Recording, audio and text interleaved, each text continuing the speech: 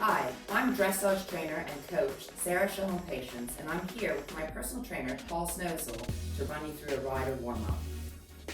Yeah, so I think it's really important that we warm our bodies up, just like we warm our horse up to get peak performance from our riding. Now here's some exercise that you can do just before you go out to ride.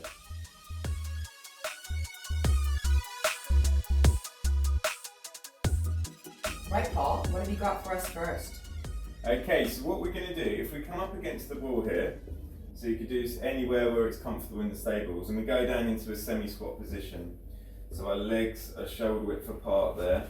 Okay, so what we're doing is we're just loading up through the lower body, so we're getting the quads activated there. Arms come up against the wall, and we're just going to mobilise through the upper body as well. So you're just sliding your fingertips up high, and then coming back down. We're trying not to arch through the back.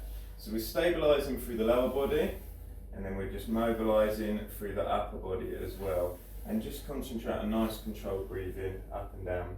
So make sure you pick a space anywhere in the stables where you've got an area to do this, where it's a nice flat wall. And a clean one. Yeah. Okay, so we're probably looking for about 15 repetitions in this. Can you feel this through the upper back and legs? A little bit, mostly through the legs. So if this was too much for me in a squat sense, Yeah. how would I modify it? So you could come up higher, because Sarah was quite low into that squat there, so you could come up slightly higher, and then we're just working up and down. It's more just activating through the legs there, getting them fired up, and then mobilising through the upper body.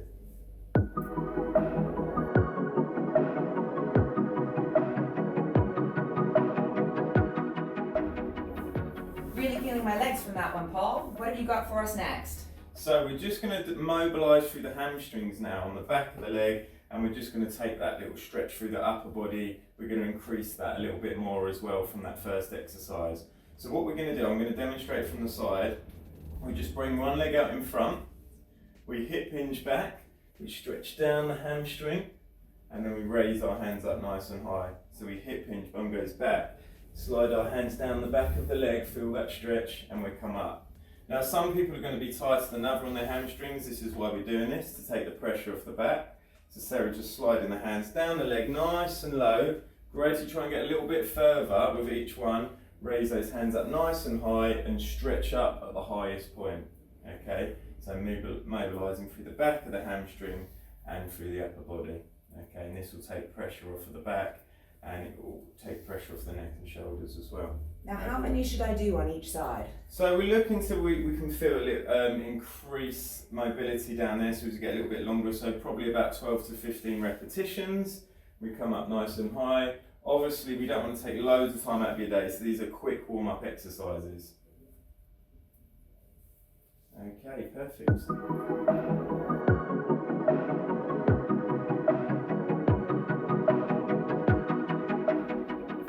What have you got for us next? Okay, so we're just going to gain a little bit of movement through the side of the body, and it's still working on the upper body as well.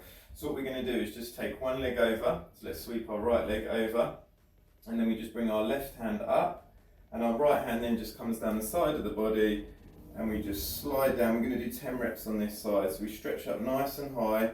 Think about that middle finger just sliding down the side of the body. So what we're getting here, Sarah, is just a stretch all through the side of the body, all through the hips as well. And as you gradually warm up, we can just get a little bit lower with each one, and we just concentrate on our breathing. So once you've done your 10 on that side, we just change sides, other leg sweeps over, and then we can repeat it on the other side. So it's still sticking with that theme of mobilising through the upper body. We're getting that stretch down the side of the body as well. So everything to take any pressure or tightness off through the lower back there. That's it. And there's a little bit of balance and stabilisation work in there involved in that as well, which is really good. So it gets you nice and fired up, gets those muscle fibres active. How's that feeling, Sarah? Yeah, a little trickier this side. Okay, we can take that down a stage. If you're finding the leg crossover hard, we can just simply put 2 feet together and then stretch down and come up.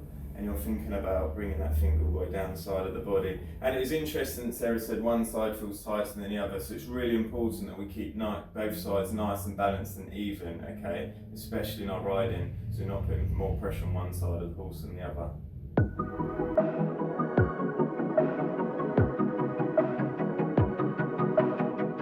Fantastic. I think we're down to our last exercise. Yeah, this is our last one. So what we're going to do is we're going to come up against that wall again. So we're just going to hold on to it, and this is just giving us a little bit of stability. And we're going to give us an exercise now that's going to work our glute med, a real important muscle when riding. So what Sarah's going to do is she's going to start to take her leg out and kick back slightly. So she comes back and away from the body, okay? So we're not out to the side, we're not directly back, we're coming back and away from the body slightly like this. And that's just going to work on the glute med. Can you feel that activating there? Yeah. So we're looking at 15 repetitions on that. So Sarah, she's used to doing these exercises, so she would have started counting as soon as I started that. You hope. And then we're going to switch sides. And then I can show you on the other side a way that we can make this slightly harder. So do you want me to? So we don't hold on to the wall. So this creates a lot more stability. We can see Sarah's trying to stabilise in her left leg now, and she's trying to get those kickbacks with the right leg. Now, don't progress to this exercise straight away. You need to spend a few times doing this to get nice and comfortable with the movement, because otherwise you're not going to get that movement correct. Once you're happy with the movement, then we can really stabilise, and it's a really good exercise to do, especially before we just get on that horse there. Thank you for that, Paul. I noticed a big difference in my riding when I warm up before I go, and I can tell when my athletes have warmed up. Give these exercises a try the next time you ride, and let us know in the comments how you get on. Yeah, thank you, Sarah. That was really good today. And thank you for everyone watching this. So if you liked our video, we've already got some other videos on our YouTube channel, so make sure you subscribe. There'll be a link in the bottom of this video, so you can see our social media pages as well, and you can follow us, and there'll be many more to come. Great. Thank you very much.